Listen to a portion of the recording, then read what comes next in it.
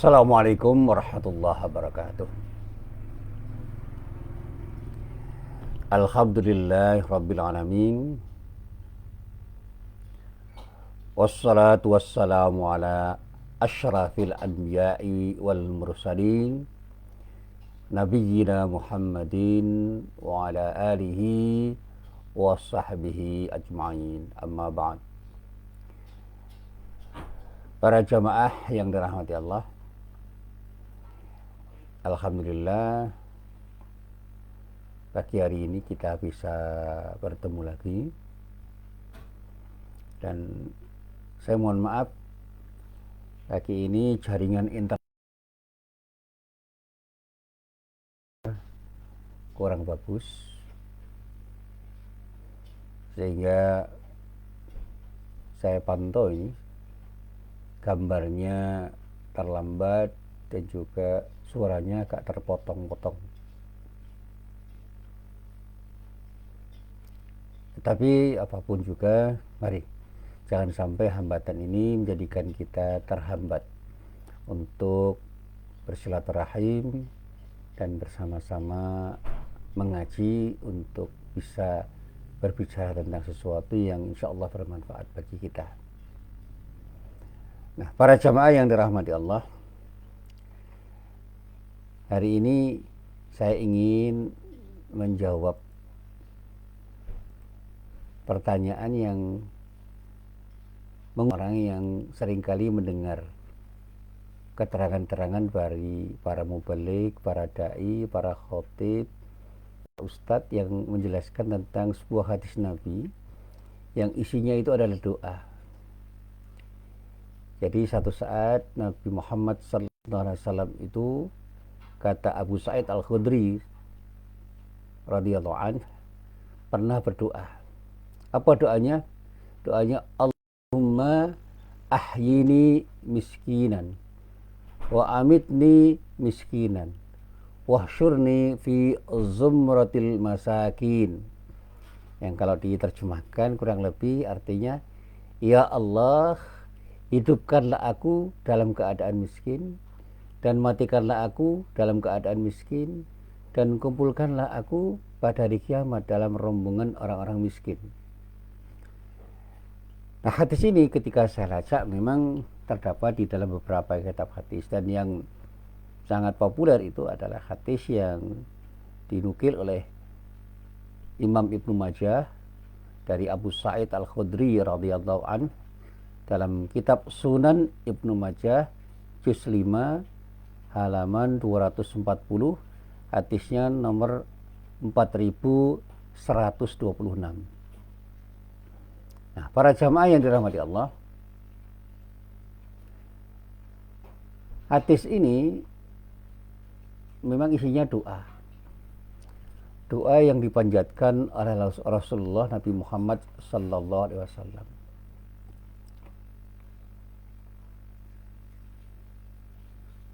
Doa-doa Nabi Muhammad SAW itu adalah serangkaian doa yang sangat baik diamalkan oleh umatnya.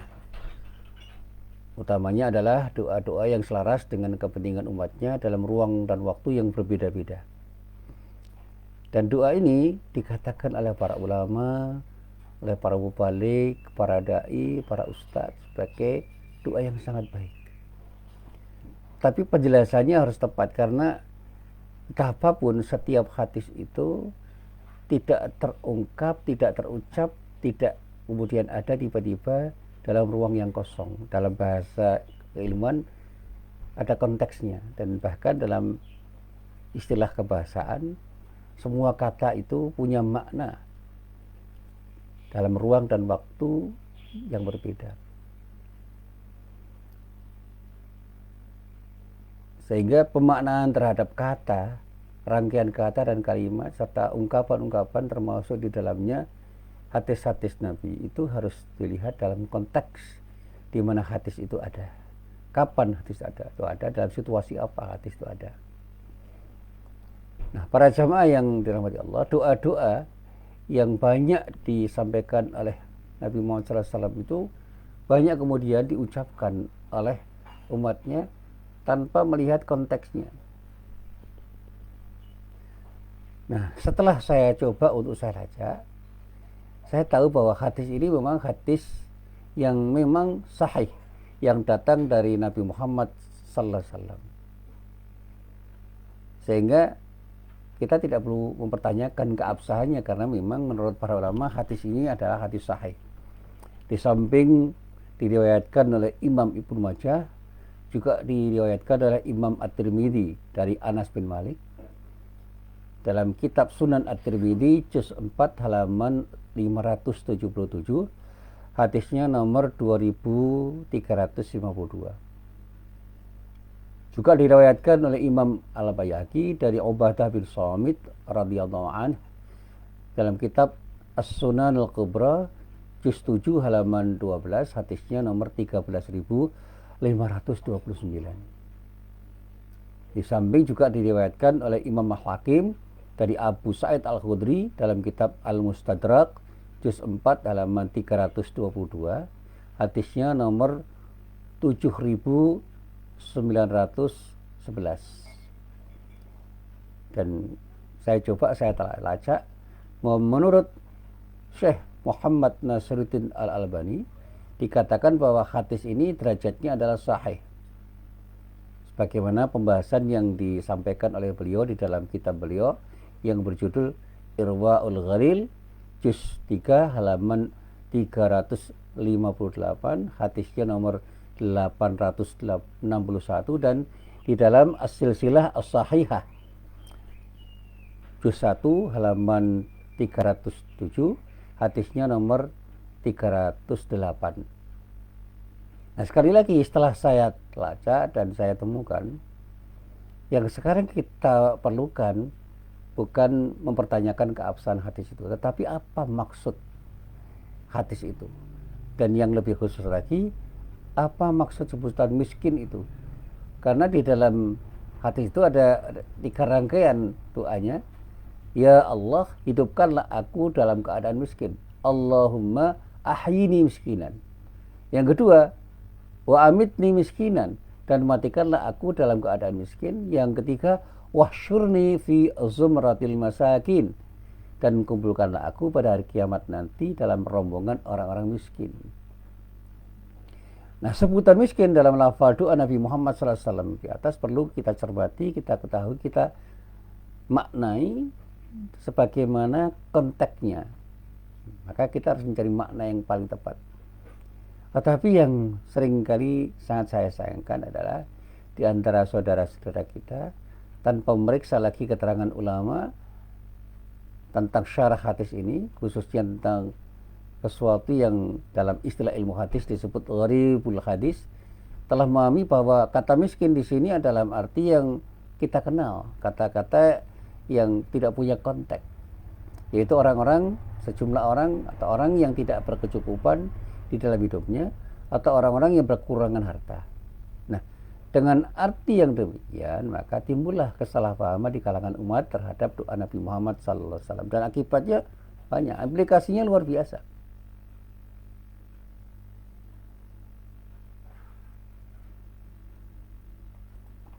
Ya, sekali lagi, implikasinya luar biasa.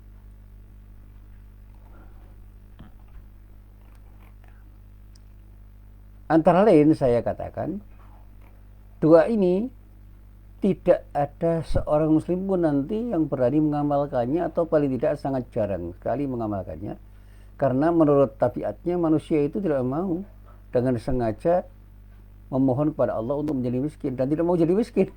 Tidak ada orang yang punya cita-cita, punya keinginan, punya harapan menjadi miskin. Jadi kenapa harus berdoa untuk menjadi orang miskin? Mati dalam keadaan miskin, dikumpulkan bersama-sama dengan orang miskin itu. Menjadi miskin itu bukan sesuatu yang diharapkan.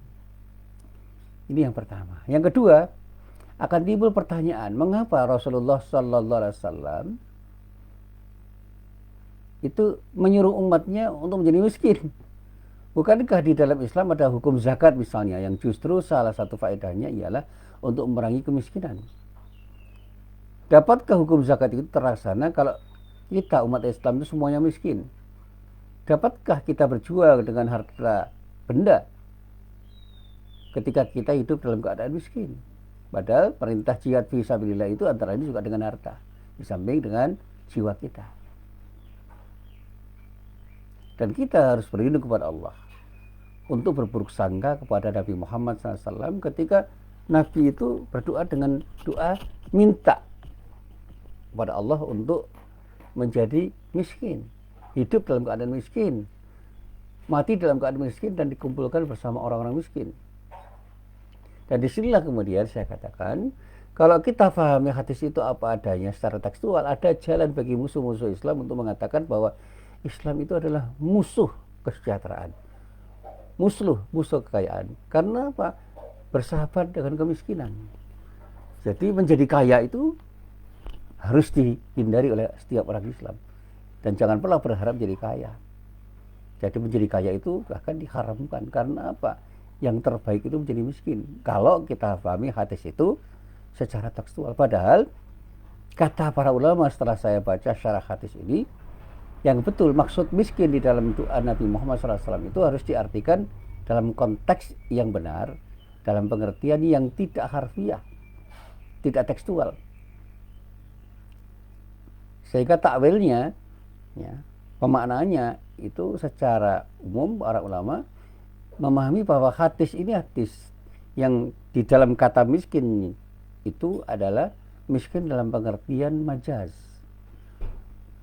bukan dalam pengertian hakiki, yaitu orang-orang yang khusyuk atau tenang dan tenteram, dan yang disebut dengan mutawadhi, orang yang tunduk, patuh, dan merendahkan diri di hadapan Allah Subhanahu wa Ta'ala ketika beribadah kepada Allah Subhanahu wa Ta'ala, yaitu orang yang selalu beribadah dengan khusyuk dan selalu bersikap tunduk dan patuh serta merendahkan diri kepada Allah ketika beribadah, dan bahkan dalam muamalah pun menunjukkan dia adalah orang-orang yang betul-betul punya sikap rendah hati dan benar-benar menjadi orang yang selalu ingat kepada Allah, sebagaimana yang dijelaskan oleh banyak ulama ketika saya lacak.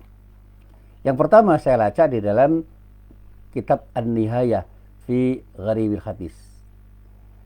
Imam Ibnu Athir mengatakan di dalam kitabnya itu pada juz 2 halaman 385, beliau mengatakan, kata ya Allah hidupkanlah aku dalam keadaan miskin, yang dimaksud dengan kalimat itu adalah tawadhu dan khusyuk, dan supaya kita menjadi orang-orang yang tidak sombong dan tidak takabur, tidak dalam keadaan kibir dan takabur, tidak dalam keadaan tinggi hati dan menyombongkan diri di hadapan orang. Jadi jangan sampai ada kibir dan takabur, artinya jangan pernah kita itu merasa besar dan kemudian meremehkan orang lain karena kita merasa menjadi orang yang hebat dan menganggap remeh orang lain. Bahkan di dalam kitab Lisanul Arab juz 2 halaman 176 dikatakan oleh Ibnu Mandur, dikatakan oleh beliau, Ibnu Mandur mengatakan bahwa asal arti miskin di dalam bahasa Arab ialah al-khadi, orang-orang yang tunduk, dan asal kata fakir ialah orang-orang yang butuh. Jadi al-fakir itu orang yang butuh, al-miskin itu al-khadi, yaitu orang-orang yang tunduk.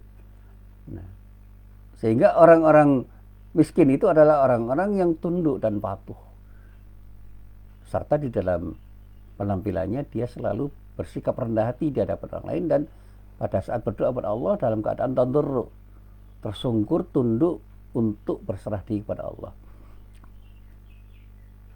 Oleh karena itu Nabi Muhammad SAW berdoa, ya Allah hidupkanlah aku dalam keadaan miskin, yang dikehendaki adalah beliau ingin selalu menjadi orang yang bersikap tawadhu dan khusyuk, dan supaya tidak menjadi orang-orang yang sombong, orang-orang yang takabur.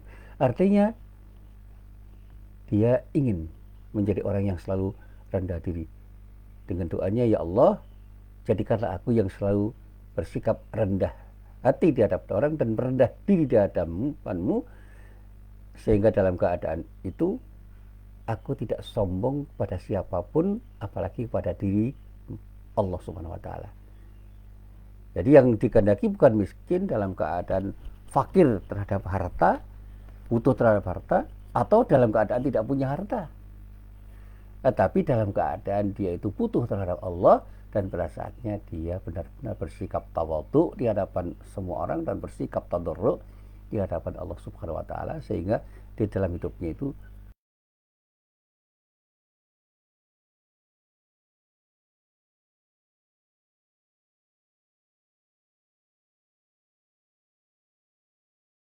Imam Al-Bayhaqi mengatakan bahwa Nabi Muhammad SAW itu tidak minta dalam keadaan miskin dalam arti kekurangan harta, tetapi beliau meminta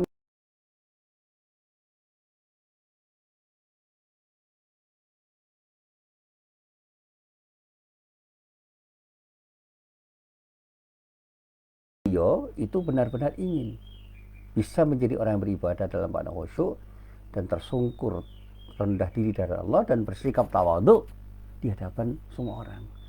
Ini yang bisa kita lacak nanti di dalam kitab yang ditulis oleh Imam Al-Bayhaqi, As-Sunanul Kubra, juz 7 halaman 12 sampai halaman 13, dan di dalam kitab Talkhisul Habir juz 3 halaman 109 dalam hadis nomor 1415 yang ditulis oleh Imam Ibnu Hajar Al-Asqalani. Coba nanti kita lacak lebih lanjut. Sementara Imam Al-Ghazali di dalam kitab yang masyhur Ihya Ulumuddin juz 4 halaman 193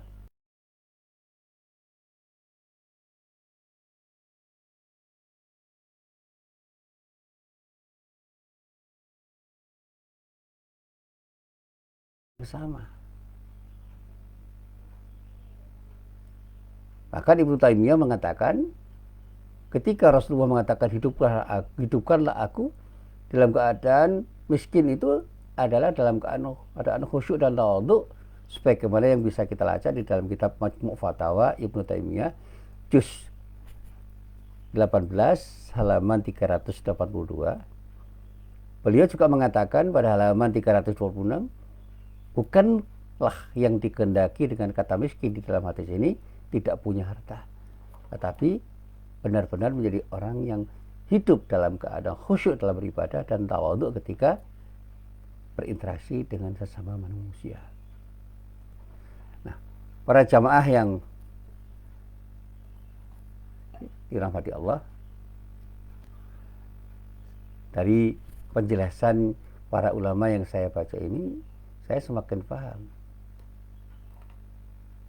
bahwa apa yang ditulis oleh para ulama itu betul-betul menerangkan bahwa apa yang disebut miskin di dalam hadis ini bukan miskin dalam pengertian hakiki, tapi miskin dalam pengertian majazi. Bahkan bisa kita lacak nanti di dalam kitab-kitab yang lain, ya. Dan bahkan kemudian kalau kita kaji lebih dalam, kita akan mendapatkan pengertian-pengertian yang lebih mendalam ketika kita membaca syarah-syarah hadis yang lebih lengkap. Nah, para jamaah yang dirahmati Allah, setelah kita tahu keterangan para ulama tentang maksud miskin dalam doa Nabi Muhammad SAW, baik secara bahasa maupun maknanya, maka hadis itu jangan kemudian diartikan secara hakiki. Hadis itu maknanya adalah doa Rasulullah, di mana Rasulullah berdoa kepada Allah, ya Allah, hidupkanlah aku dalam keadaan khusyuk dan tawadhu, matikanlah aku dalam keadaan khusyuk dan tawadhu, kumpulkanlah aku pada hari kiamat dalam rombongan orang-orang yang khusyuk dan tawadhu. Jadi rasanya kurang lengkap kalau kita itu kemudian menerangkan yang seperti itu dengan keterangan-keterangan yang tidak lengkap dan kemudian berhenti pada pemaknaan-pemaknaan yang bersifat tekstual. Kita tahu bahwa Islam itu adalah agama yang tidak pro kemiskinan, yang bahkan memerangi dan memberantas kemiskinan dalam pengertian yang bisa kita pahami secara sederhana, sehingga jelas bahwa menjadi kaya itu bukan saja halal, tetapi diperintahkan, tetapi bukan menjadi tujuan, tetapi menjadi sesuatu yang pada saatnya akan memberikan peluang pada kita untuk lebih baik di dalam beribadah kepada Allah dan dalam bermuamalah. Ketika kita bicara zakat, yang utama adalah muzakinya dulu yang harus tarai. Jangan puas menjadi mustahik. Ketika kita itu membagi waris, utamakan bagian waris yang dibagi itu adalah bagian waris yang memang bisa dinikmati oleh orang-orang yang mewarisi. Sehingga jangan sampai kita hidup dalam keadaan miskin sehingga kita tidak bisa mewariskan sesuatu yang baik pada anak-anak kita, sehingga anak-anak kita itu dalam keadaan miskin. Bahkan Islam mencela kalau ada orang yang hidup dalam keadaan merasa cukup dalam keadaan miskin, bahkan membiarkan tetangganya dalam keadaan miskin sehingga banyak orang kelaparan dan dia tidak membantunya karena tidak punya kecukupan.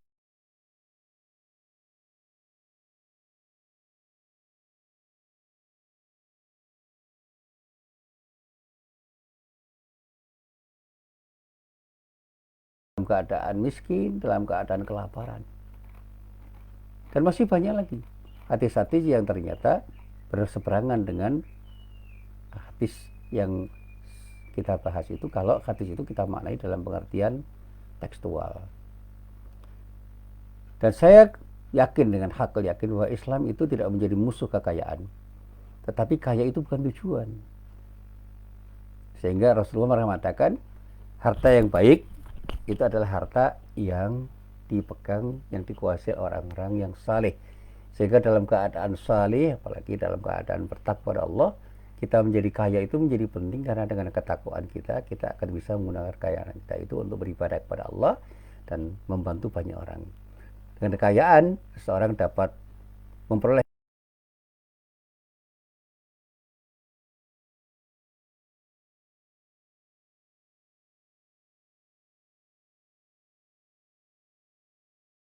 masjid, bisa mendirikan pesantren, bisa membangun sekolah, bisa membantu anak yatim, dan bahkan banyak hal yang bisa dilakukan oleh orang ketika dia punya kekayaan yang cukup untuk membantu orang lain di samping untuk dirinya sendiri. Dan bahkan saya mendapatkan sebuah hadis yang diriwayatkan oleh Imam Bukhari dari sahabat Anas bin Malik. Rasulullah itu pernah berdoa, Allahumma akthir malahu wa waladahu wa barik lahu fi ma'ataitahu. Ya Allah, banyakkanlah hartanya dan anak-anaknya serta berikanlah keberkahan apa yang engkau telah berikan kepadanya kepada para sahabatnya. Dan ini juga hadis yang diriwayatkan Imam Muslim dalam kitab Sahih Muslim. Sehingga hadis ini kita pahami ternyata Rasulullah itu bahkan berdoa agar orang Islam itu punya banyak harta, dan banyak harta itu bukan sesuatu yang tercela. Dan boleh mendoakan seorang itu menjadi orang yang banyak harta, menjadi orang kaya, tapi kekayaan yang penuh berkah. Dan hadis tentang keutamaan menjadi orang kaya itu menjadi sesuatu yang kemudian menjadi doa para sahabat, dan pada saatnya sahabat-sahabat itu banyak yang kemudian menjadi orang kaya, dan dengan kekayaannya dia bisa bersedekah, bisa berzakat, dan bisa membantu banyak orang. Nah, inilah apa yang saya terangkan. Sekali lagi, harta itu jangan dihindari untuk kita cari, tapi jangan karena harta kita lupa kepada Allah. Dan ini yang juga saya pahami dari hadis yang dulu pernah saya terangkan, bahwa Rasulullah pernah bersabda kepada sahabatnya yang bernama Hakim bin Hizam. Apa sabda beliau? Ya Hakim, inna hadzal mala hadiratun khulwah. Wahai Hakim, sesungguhnya harta ini indah dan manis. Paman akhadahu, ya, dikatakan siapapun yang dikatakan akhadahu itu mengambilnya, mendapatkannya, memperolehnya, bisa khawati nafsin burikalahu fihi, dengan jiwa yang baik, dengan jiwa yang tenang, dengan keadaan yang baik, dengan niat yang baik, dengan hati yang lapang, saya akan mendapatkan keberkahan. Baliknya, wa man akhadahu bi syarafi nafsin lam yubarak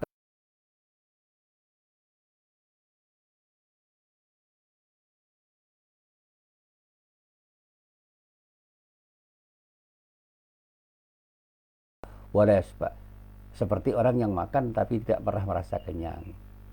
Al-yadul ulya khairun minal yadis sufla.